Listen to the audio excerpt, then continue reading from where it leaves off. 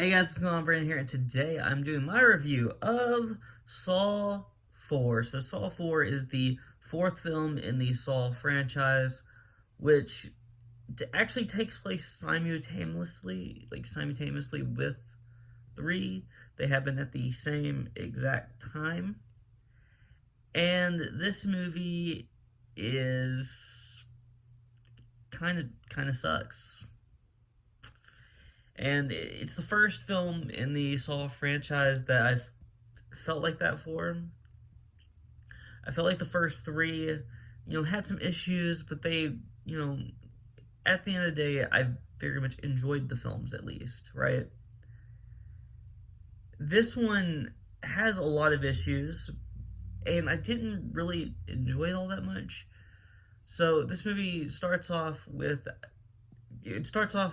after Saw 3, with them doing the autopsy on Jigsaw, played by Tobin Bell, who is great in this film. Again, in the flashbacks that they do with Tobin Bell's character Jigsaw, um, he's great. He's phenomenal.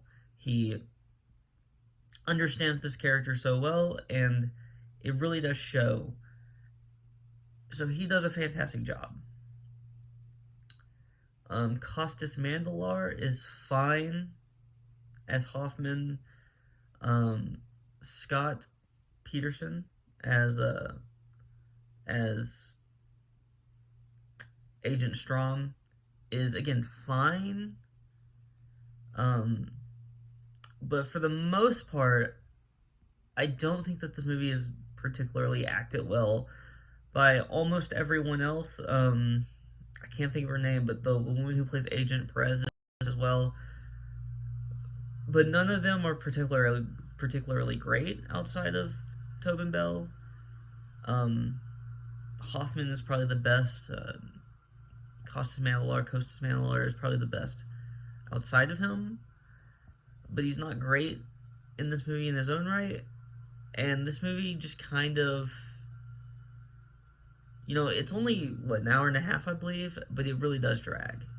It really does drag. And that sucks because I really, really wanted to like this film. This the second time I've watched it. Like I said in previous reviews, I've watched all of these movies once before now, and this movie has moments of where you think you're really getting somewhere. You think, it's going to it's going to be good, and then it just never gets to that point. Just never gets to that point where it's like it goes over the top. LaRig Bent, who plays Rig,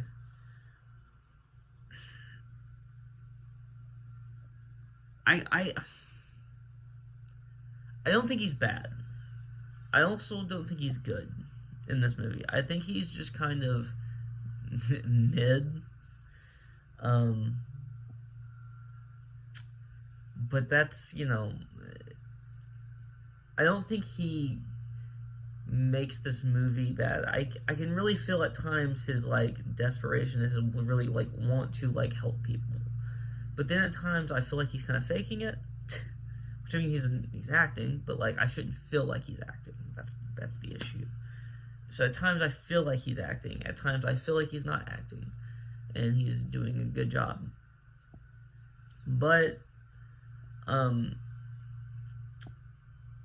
always like the twist endings in these movies, and I feel like this one, I like the twist ending, but everything that led up to that twist ending kind of makes it to where I don't really care about the film as a whole. I care about the ending, the kind of twist of and spoilers.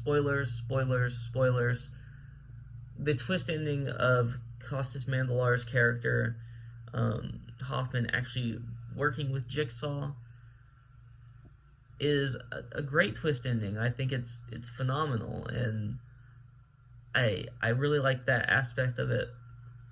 To keep the franchise kind of going, It made sense to, have somebody else be working with Jigsaw. Some of the things that Jigsaw does in the previous movies, they don't make sense on how he could have done it alone. So now I find out he wasn't doing it alone. It just makes sense that you would need to do that. So I like this. So I like that aspect of this. I just don't really think that this movie ever makes it to the point of the third one or the second one or even the first one. I knew there were going to be some bad movies in this franchise. I didn't know I didn't remember exactly where they started, but here's where they start apparently. I just really didn't care for most of this movie until the ending, and then I was like, that's cool, but why did you give me all this dreck, all this bad filmmaking before this, bad acting, bad directing, bad writing, bad.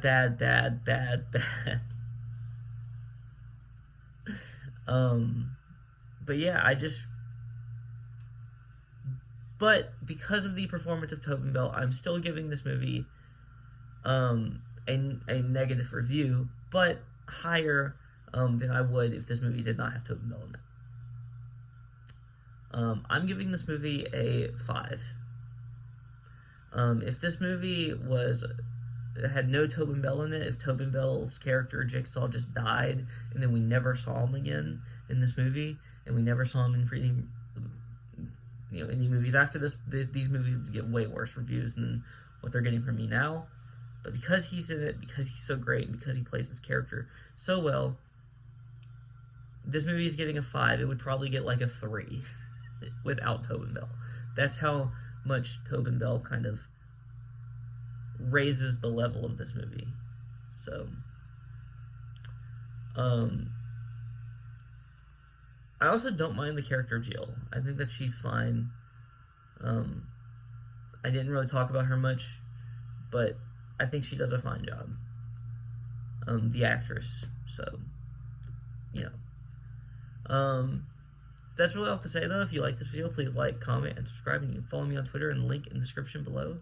Peace out.